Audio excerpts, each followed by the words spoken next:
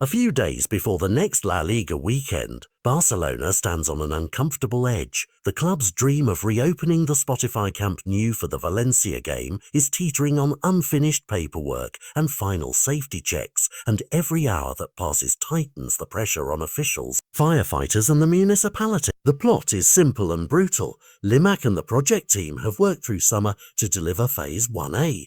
The club wants roughly 27,000 supporters back in the main stand and the south end, and the city needs to be absolutely sure that signage occurs. Emergency routes and every safety system meet the book before a single fan returns. That requirement, the final work certificate and the subsequent inspection that leads to the partial first occupancy license, is the hinge of this whole story.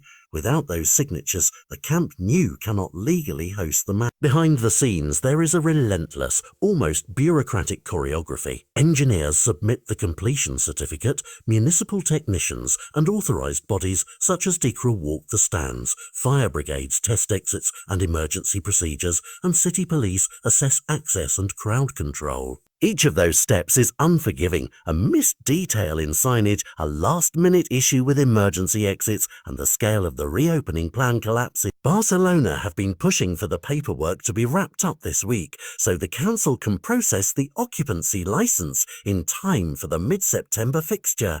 The club's timetable has become a race against calendars, not just construction timelines. If the paperwork is signed and the authorities stamp the license, the image is glorious. Camp Nou blinking with fans again, a partial but meaningful return that restores income, atmosphere and the psychological home advantage. If it isn't, the alternatives are stark and awkward.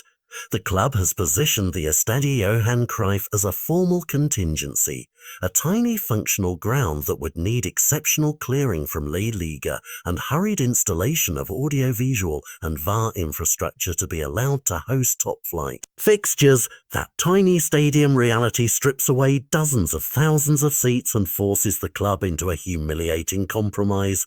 Play at home with just a few thousand in the stands or shift elsewhere.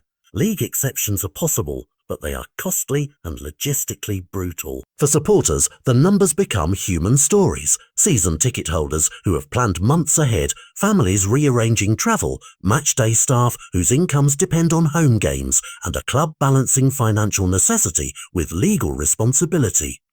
Politically, it is also charged.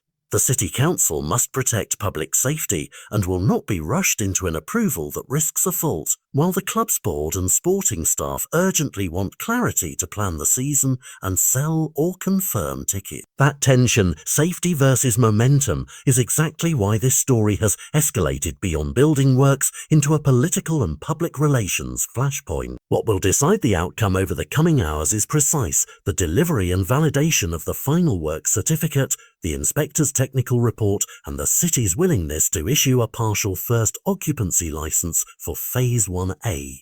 Those are not abstract items, they are legal prerequisites that determine whether thousands will pack into the seats or be told to watch from afar. If the license arrives, Barcelona can breathe and begin the phased reopening plan.